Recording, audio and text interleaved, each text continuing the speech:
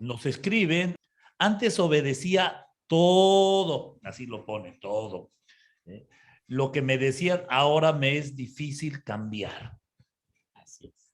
¿Qué tan difícil es cambiar cuando te vuelves obediente y ahora pues ya no puedes desobedecer? O sea, como que te vuelves que el manso cordero, una cosa así.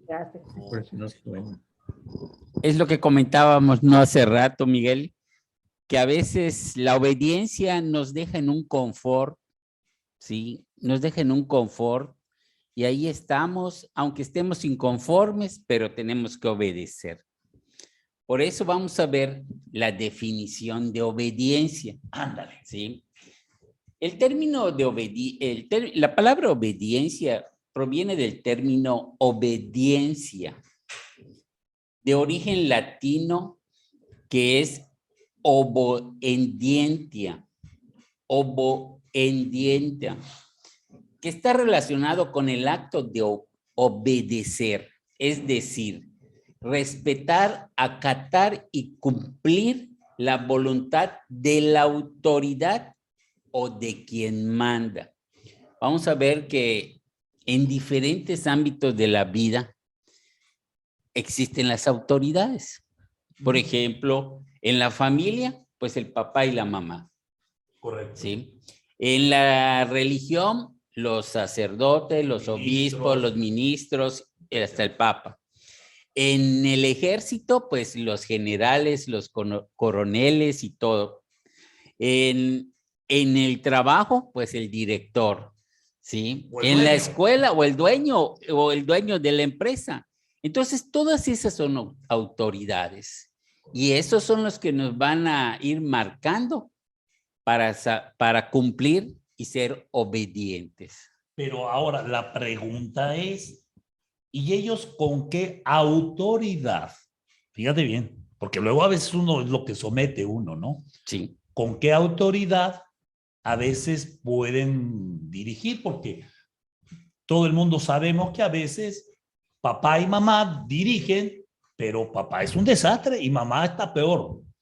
Entonces no hay la autoridad moral y entonces como ¿qué le obedezco a papá? ¿Qué le obedezco a mamá? Si están, pues yo veo que andan mal, ¿no? Y digo, eso lo veo casi todos los días en la consulta. O cómo obedecer a veces ministros de diferentes iglesias, no voy a hablar en especial de alguna, pero pues sabemos que hay, por ejemplo, los pastores, ¿no? Los pastores que sí. A ver, ustedes cáiganse aquí con la lana por esto y esto otro. Y entonces, claro, lo vemos como autoridad y todo el mundo apoquina, y entonces vemos que se vuelven archimillonarios, ¿no? Y nosotros pensando que le estamos rindiendo una pleitesía o un abono al servicio de la comunidad para servir a los hermanos más necesitados. En fin, o sea, podemos citar un sinnúmero de ejemplos, ¿no? En donde a veces la autoridad pues, no tiene la autoridad moral, pero tiene el puesto de autoridad y entonces sin embargo, obedecemos y otros nos rebelamos. ¡Ay! Ahí es donde viene el acto de la desobediencia, ¿sí? Ya vimos que la obediencia es el acto de obedecer, ¿sí? Esa es la obediencia.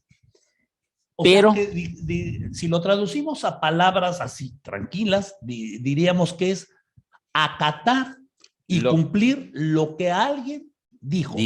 Y que sea una autoridad, ya sea moral, legal, física. Sí, lo que sea. Sí, eso es obedecer. Sin embargo, como decías tú y comentabas, de que a veces no hay la capacidad para dirigir y ser una autoridad adecuada. Entonces, ahí es donde cada quien toma ese acto de desobediencia para ir evolucionando e ir viviendo su propia vida. Pero y a ver, entonces te hago una pregunta. Vamos a suponer que tú eres mi papá. Y yo veo que tú siempre llegas tarde, llegas borracho, a veces no sabemos de ti, en fin. Así es. Entonces llega a la casa y dices, a mí me obedecen porque me tienen que obedecer y tienen que cumplir sus tareas. Y ¿conoces de esos papás? Sí. ¿Ustedes conocen de esos papás o yo nada más me los estoy imaginando? Yo, a lo mejor me los estoy imaginando yo, Diego. Así No. es. Puede ser que me los esté imaginando yo